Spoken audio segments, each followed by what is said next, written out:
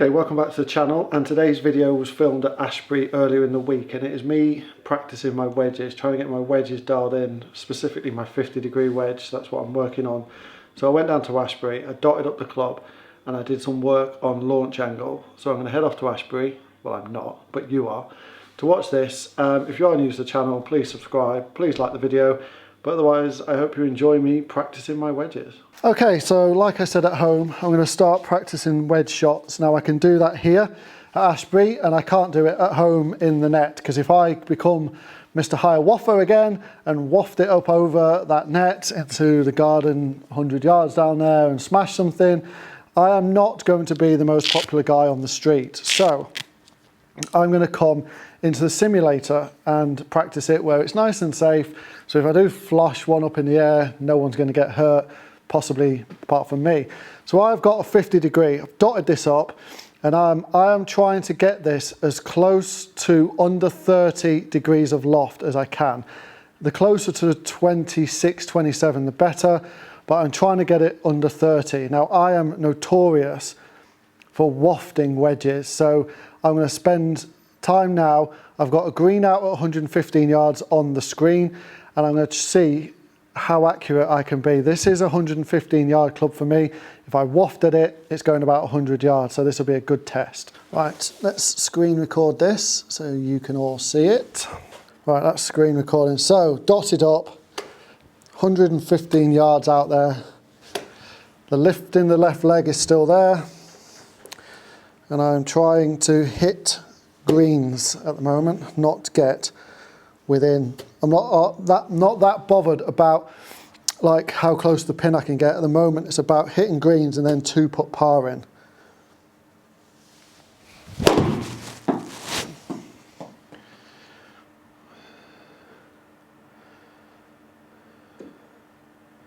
That'll do. What was the launch angle on that? 31, so a little bit high still, but I think if I got any lower than that, then it would probably fly the green.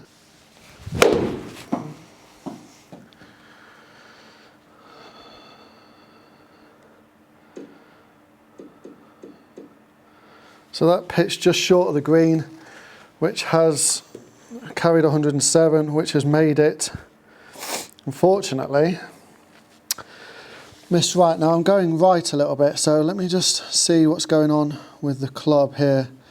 Face to path, I'm open,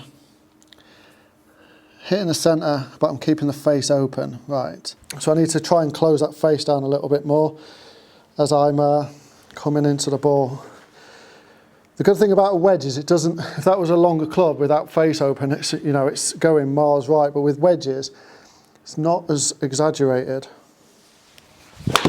Oh, thin ball. Thin ball. Like, there's something about these clubs, like, they're in my head. They are in my head, and I should be getting better. That felt good. Oh, that felt good. Unfortunately, I think I've got hold of that too well. No, that'll do. So 121 carry. You can see the difference there between like a waft, like 100, and that one was just, you know, let's look at the data on that one, for example.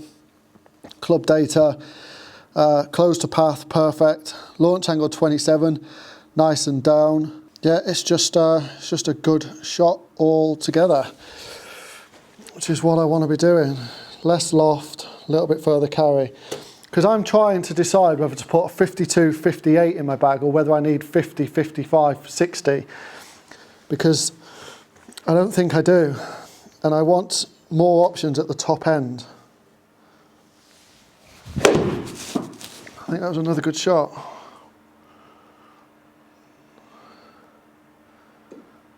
Yeah, it's just, yeah, these are 120 carries. Because launch angle 25.5, like, that is perfect. That is exactly what I want. If I can bring the launch angle down, I don't have to be hitting it as hard for the ball to go as far. Because the more I try and hit these hard, now I'll try and hit this one hard, the more wafty I can get with them.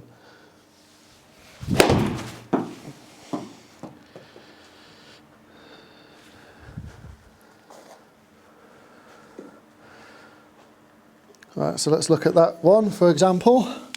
So if we look at the table, last two shots, top one. So this second one down here is 93 ball speed as opposed to 101, so 8 miles an hour. Yes, I've gained 8 yards, but the launch angle's gone up by like 4 degrees. I just get a little bit wafty with it. So it's fine, and you know, that's carried 128, or on the quad anyway. So it's nice to know that I can get one out there if I need to, but I don't want to be smashing like 130-yard, 50-degree wedges. That's what my pitching wedge is for. I want to be controlling wedges, not smashing them.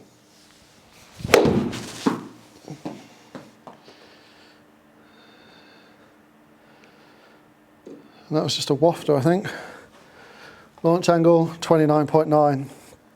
Good spin. It's just that launch angle. I need to be better. That was it. That was a good shot. Just need to be going forward with it on the wedges. Yeah, that's just a great shot. Launch angle 25.5. 50% of the degree of the club is always like optimal. So 50 degree, 25.5. As you know, you got a 36 degree 7-iron, you want to be launching it at 18 degrees.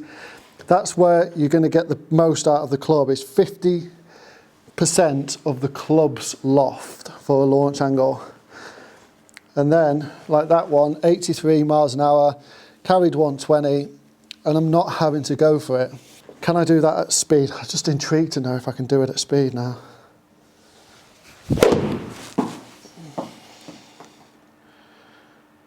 So I've gained 7 mile an hour on the club speed there, 132. Yeah, I can do it. Wedges, it's just practice. Like this, I'll show you now, this is what used to happen with a wedge.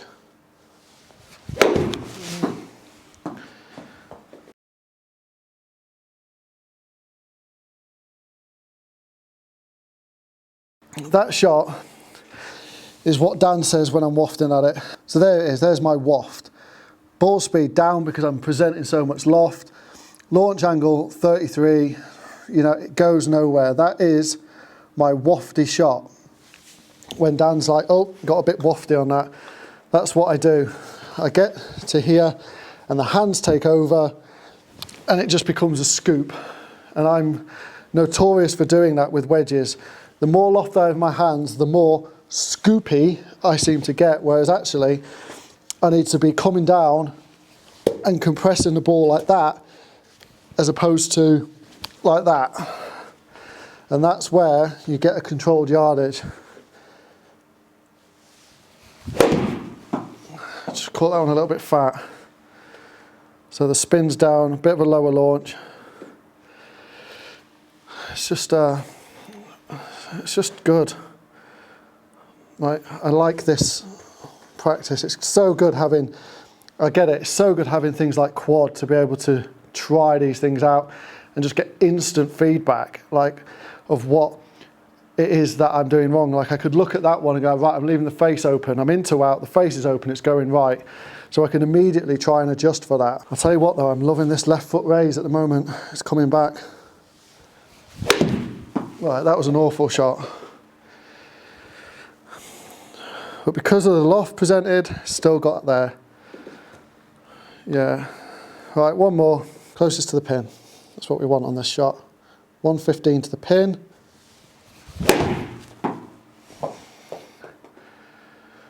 Oh, don't go in. Don't go in. We'll stop with that one. So you can see there as a prime example of when we're playing golf and you hear Dan say to me, oh, you got a bit wafty with that. You can now see, I've now explained what I do to be able to do that. It's so easy in a simulator to be able to do things and practice these things because there's no consequence to your failure. Whereas out on a course, there's consequence to your failure, and I struggle to present less loft in a course because it's like I get to the top of the backswing and I think flippy is comfortable. You know, I don't want to be like, I don't want to miss the ball, and I've got massive negative thoughts when I play golf and I need to get it out of me. A lot of you have said, you know, you're a good golfer, you can play golf, you just need to get rid of the negativity. And I think you're probably right. If I can get rid of those negative thoughts and stop standing on tees and approach shots thinking, where's the danger? Why, right, I don't want to do this, I don't want to do that. Instead thinking, middle of the fairway, nice draw into the fairway, come on, close to the pin, 1-putt birdie. Think positive. There's a chance that my golf will probably improve. I've got to practice this out on the course in a non-consequence, so there's no consequence to my action. I've got to go out on a course and like not in a match, not with a scorecard, not in a vlog, and just practice these approach shots with wedges and get used to getting a positive result, because I've been so used to getting a negative result that it becomes what I'm expecting, and I need to change my mentality to get the positive results so that I expect positive results. And if it's negative, put it down to a bad swing, instead of, if it's positive, putting it down to, yes, you know, that was a great swing, Lee, well done.